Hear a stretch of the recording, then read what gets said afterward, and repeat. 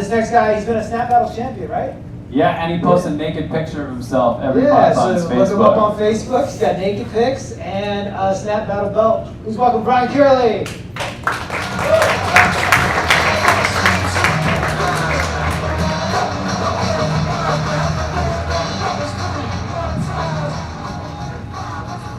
Yeah, guys, I post naked pictures on Facebook. Do you do that? No? I'm cooler than you, I guess. I'm the 5th comic up, and you guys just about got that clapping thing down. Good job on that one. Every time somebody gets off, they're like, "Give it up for this guy," and one person's like, "Are we doing that? Are we doing it? You guys having a good time tonight? Yeah, it's a pretty good night in here tonight. I'm pretty excited. I just started a new job. Thank you. I appreciate that. I'm just going to wait on you. If I say something cool, I'm just going to look at you, and then you go, "Woo!" and everybody else has to follow suit.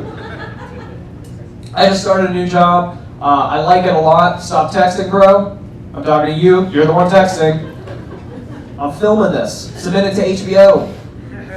Not really. Probably just Matt Broom. Hopefully he books me one day. Ugh. That's a joke for the comics. I like my new job. My manager, she's pretty cool. She's Mexican from Mexico, and in our spare time, she's going to teach me how to speak Spanish, which is muy bueno. I like it.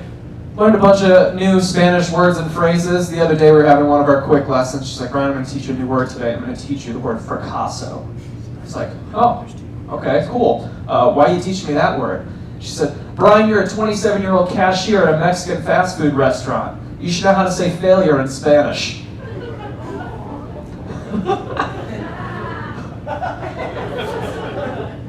Muy malo, Laura. It's me. I like my job. I work at Cafe Rio over at 20th Street in Camelback. You been there? Yeah? If you come, tell me I'm funny, free tacos. I'm not even kidding. I don't give a shit at all. Not even a bit. I'm going to level with you guys. I experienced a slight bit of racism working there, as I am the only white person that works there. And it's not racism from the people I work with, it's other white people. That's what we have to deal with. Constantly. Every single person, they just think I'm the manager. All the time. I get phone calls, I pick them up, I'm like, "Hi, this is Brian." "Hi, are you a manager?" I'm like, "No." And they're like, "Why? Did you not graduate high school?" You don't have to, oh. I can be the manager if I want, okay?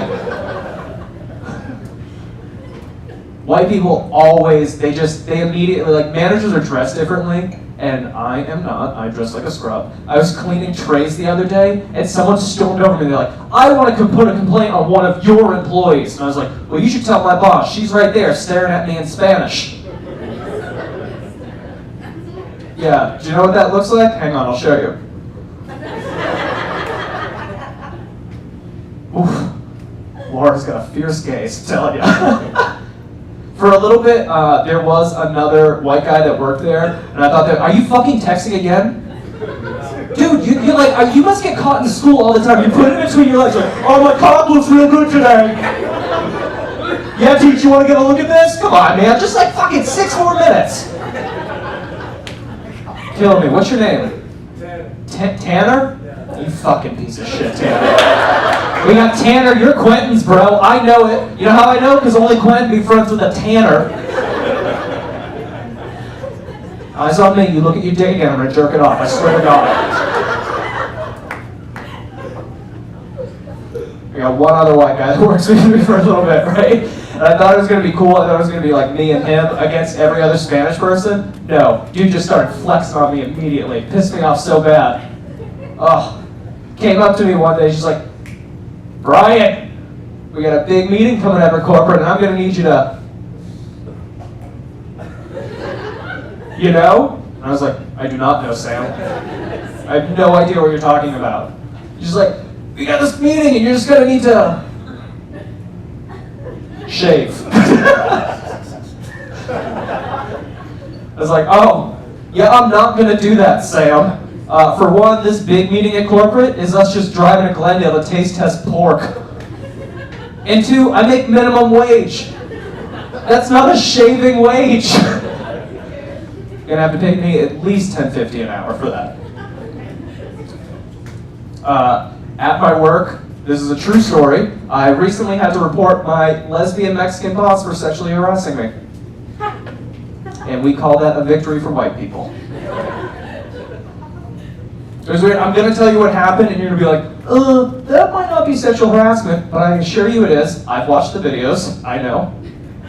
She would come up to me every day. She'd walk up behind me. She'd grab my little rolls, tickle me a bunch, and then call me Poppy. And I do not like that. Not even one bit. For a multitude of reasons. The last person that tickled me was my girlfriend. She caught a right hook. Alright? I don't like being tickled. I'm kidding. I didn't punch my girlfriend. Calm down. But she called me Poppy, which translates to daddy. Right? And I don't like when girls call me daddy. Because when girls call me daddy, I feel like I have to do what my dad did and then just leave forever. So I reported her. I told my boss, I was like, hey, Bonnie is sexually harassing me. He's like, I don't think so. And then I told him what happened. He's like, fuck, that dude watched the videos. Ugh.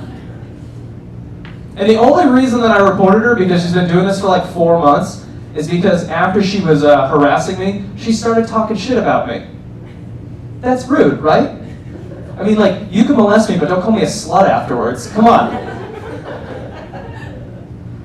I'm glad that you guys are on board with that. I was a little bit worried, I'm not gonna lie. In other news, I'm a pretty big fan of cats. You too? Nice, sweet. At least there's one. Tanner, you like cats? I don't fucking like you, man. God, I love cats! So much! Ugh. The last apartment complex I lived in, there's just a lot full of cats. Tanner, you know what you call that? Heaven. It's amazing. There's this one cat, he was all like sick, so I decided to trap him, but like in a friendly way. And I took him to the vet, and we drove from Central Phoenix to the vet, rush hour traffic. My girlfriend's car doesn't have air conditioning. I'm like, I'm gonna save you, buddy. I'm gonna get you to this vet, I'm gonna fix you up, we're gonna live. And that cat responded positively by pissing all over my lap. Real rough. My tune changed immediately. It went from, it's gonna be me and you against the world, to, there's a Chinese food restaurant right there, motherfucker. I will leave you. I'll toss you right out. We got no air conditioning in the car either. It's 108 degrees out. I got a lap full of cat piss. My girlfriend the entire time's going, ugh, it smells so bad. It's like, oh, does it smell bad, Devin?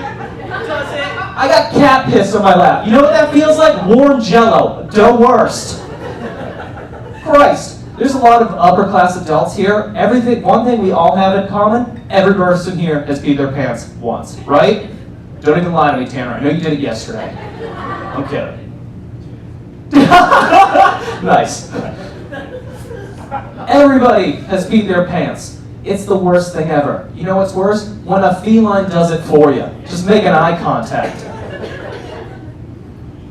So we get back to my apartment, and I decide to take off my pee pants out on our back patio because it's like below ground, super poor. They don't want us to see the light. It's ridiculous.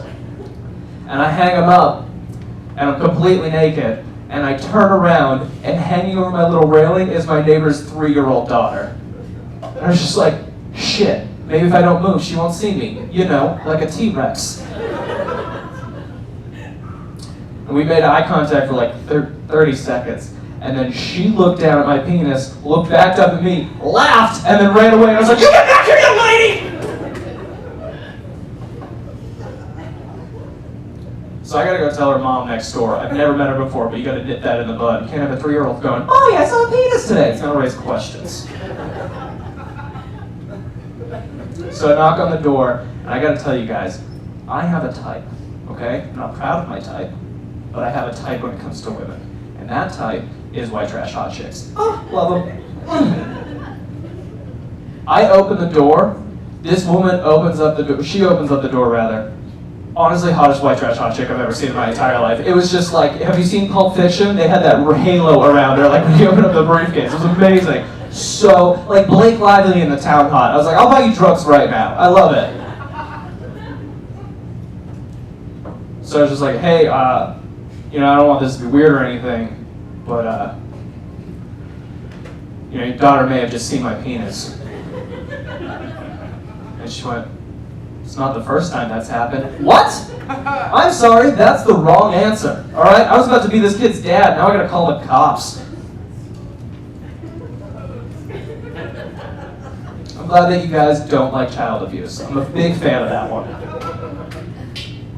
I love white trash hot chicks so much. I dated one for a while. Her name was Christy. Every time my mom asked to meet her, I brought someone else. It was cool. One time Christy and I were making love, which is what she called it. I called it assault. It was pretty aggressive. Honestly, we did some stuff and afterwards I was like, do you need to sign a consent form? Because, man, this is rough. We were having sex one time and she's just like, hey, I want you to choke me. It's like, I don't know if I like that. I've never done that before. And she said, you never know what you like until you try. So I tried it. Boy, do I like it. So much.